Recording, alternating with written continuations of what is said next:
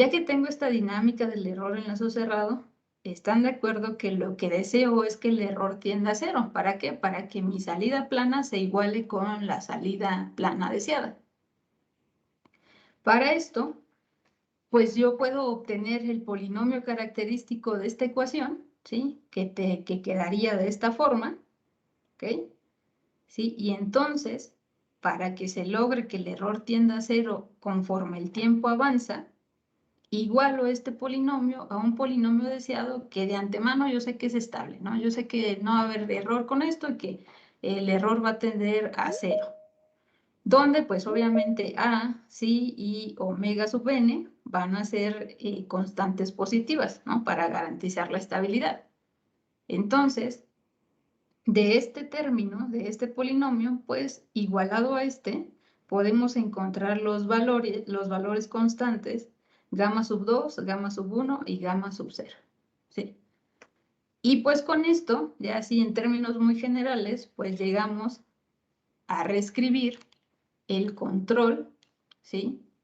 De voltaje que va a seguir, que tiene que entrar al motor para que se logre la trayectoria deseada de velocidad angular. Entonces, lo único que hacemos es que esta expresión la representamos en términos de la velocidad angular omega y sus derivadas, y lo mismo hacemos con el control auxiliar mu sub m, ¿no? Y esto es lo que habría que instrumentar. Como explicamos todo esto, podemos decir que este control, que está basado en planitud diferencial para el seguimiento de velocidad angular del motor, ¿sí? Logra que la velocidad angular en el motor siga la velocidad deseada, ¿sí? Conforme el tiempo tiende a infinito, es decir, conforme el tiempo incrementa. ¿Sale? Y con esto ya tenemos nuestro controlador en el nivel alto, que nos va a imponer el perfil de voltaje que tiene que seguir el convertidor electrónico de potencia. Y ahora sí, pues vamos a pasar precisamente con ese control para el convertidor de potencia. Entonces, este control va a reproducir el perfil de voltaje bar teta que se requiere en las terminales del motor para que se lleve a cabo el seguimiento de velocidad angular en la flecha del motor. Entonces, el modelo del convertidor pues está representado en estas ecuaciones, ¿no? Y recordamos las variables. Y pues representa la corriente a través de la bobina, upsilon, representa el voltaje de salida en el capacitor. U es nuestra entrada, que representa un switch, ¿sí? Con una señal que toma valores en el intervalo discreto 0,1. Y los parámetros del sistema son L, que son la inductancia, C de capacitancia, la R de resistencia de salida y nuestra fuente de alimentación constante. Entonces, vamos a obtener el control o a proponer el control asumiendo que el convertidor electrónico de potencia opera en modo continuo. ¿Esto qué quiere decir? Que nuestra corriente promedio nunca alcanza valores menores que cero, ¿no? Eso es bien importante. Entonces, noten cómo la entrada es puede ser 0 o 1, y eso quiere decir que nuestro sistema también es un sistema de estructura variable. O sea que cuando está en 0, estas ecuaciones tienen una forma, y cuando es 1 es una distinta y que se engloba cuando hacemos o cuando ponemos esta U aquí. Que esa es la única diferencia. Entonces, ustedes pueden sacar los dos modelos asociados a este convertidor de manera independiente y ver que eventualmente se van a asociar con el valor de U en esta ecuación, y que ahí van a estar representados ambos modelos. En este caso vamos a trabajar con este modelo, y más adelante veremos que para control continuo vamos a necesitar el modelo promedio. ¿Ok? Entonces más adelante vamos a explicar esta parte. Entonces, ¿cuál es el esquema de control que se propone para llevar a cabo, para seguir el perfil de voltaje impuesto por el nivel anterior? Lo pongo aquí en este diagrama para que vean que aquí en este bloque vamos a tener un convertidor electrónico de potencia cuya salida va a ser un perfil de voltaje. ¿Ok? Y Vamos a controlar este convertidor a través de un control por modos deslizantes, pero cuya entrada va a ser la suma de corrientes provenientes de un control PI y de una prealimentación que van a estar asociadas pues con el voltaje de referencia, el perfil de voltaje deseado, ¿sí?, que tiene que seguir el convertidor. Entonces aquí hay que identificar esta corriente I subestrella, que es la corriente de retroalimentación de referencia para el control por modos deslizantes, la corriente sub C, que es una corriente proporcional a el voltaje de referencia y la diferencia entre el voltaje medido en el convertidor, ¿sí?, y la corriente subestrella, ¿sí? Son diferentes, una es subestrella y otra es subestrella. Que esta va a estar asociada únicamente con el voltaje de referencia, ¿sí?, que queremos que siga el convertidor.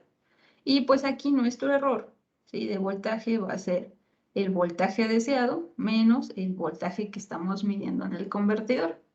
¿Ok? En términos matemáticos, lo que resume este control de seguimiento de trayectoria de voltaje, ¿sí?, es lo siguiente. Nuestro control por modos deslizantes está dado con esta expresión, 1 medio por 1 menos el signo de S, donde S es una superficie I menos I subestrella, ¿no?, que quedamos que la I subestrella era una corriente asociada con una prealimentación, ¿sí? Y aquí la función signo pues nos dice si esta diferencia es mayor que 0, pues entonces el signo es positivo, si es menor que 0, el signo es negativo, ¿no?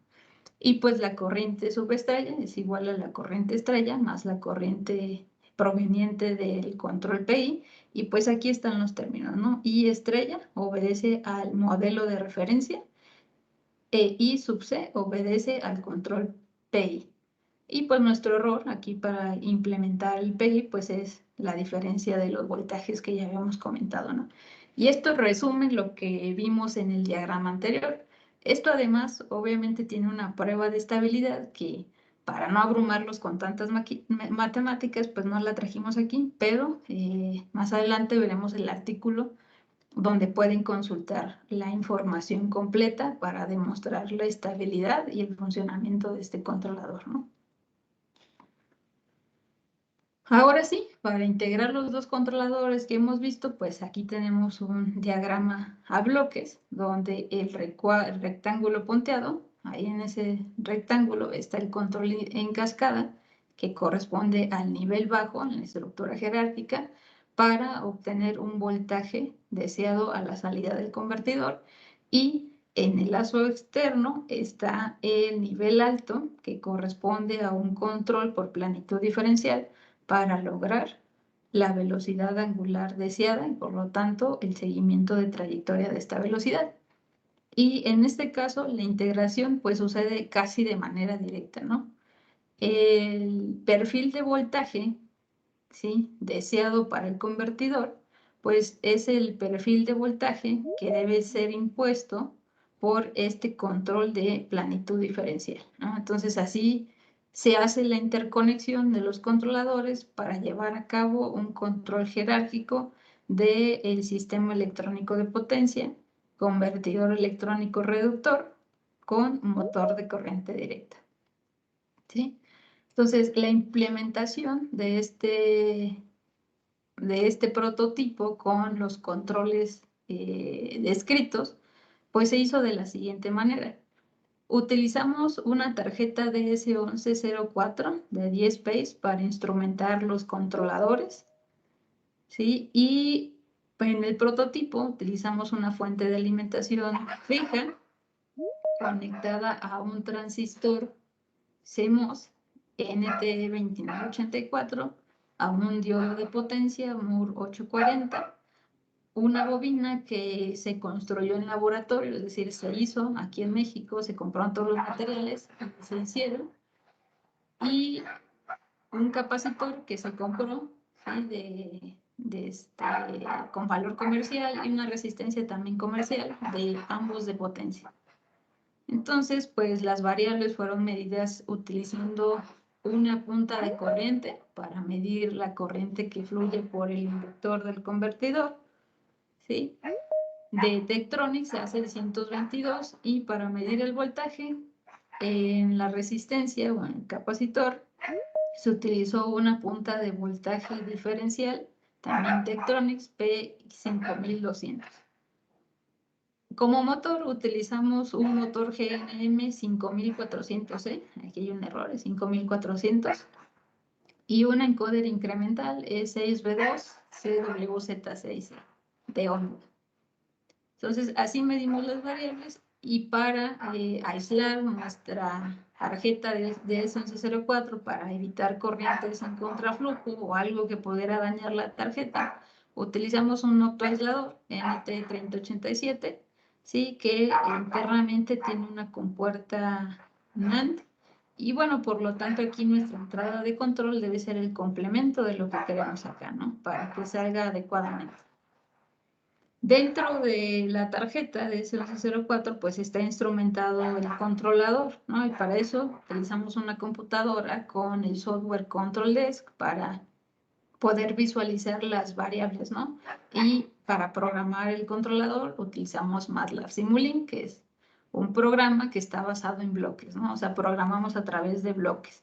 Y obviamente hay código dentro de los bloques, pero a modo de representar esto de manera digerible, les comento que en el programa de MATLAB Simulink los bloques están agrupados en 3 secciones. El primero de ellos es la lectura de señales de entrada, que son pues la posición angular del encoder, el voltaje en las puntas de diferenciales de voltaje y la corriente en las puntas de corriente, ¿no? Esto de acá implican ganancias, ¿no? Las ganancias típicas que encontramos en los medidores convencionales, ¿sí? Incluso en los osciloscopios tenemos por 10, por 100 y demás, ¿no? Esas son las ganancias que aquí vemos. Y en términos del encoder, como estimamos la posición angular y lo que queremos es la velocidad angular, pues aplicamos una derivada, ¿no? Para obtener esa velocidad angular de la flecha del motor. Luego tenemos un bloque asociado con la velocidad angular deseada. Entonces aquí programamos una trayectoria que en este caso hicimos una onda tipo senoide, ¿no? Con variaciones para ejemplificar que se sigue la trayectoria de la velocidad angular, y pues esta trayectoria está en función del tiempo. Luego tenemos el bloque donde se programa el controlador jerárquico, y como pueden ver tenemos un bloque para el control del motor y otro bloque para el control del convertidor, y donde la salida de uno es la entrada de otro, ¿no? Y aquí tenemos nuestra corriente negada, ¿no? Perdón, nuestra entrada negada, el complemento.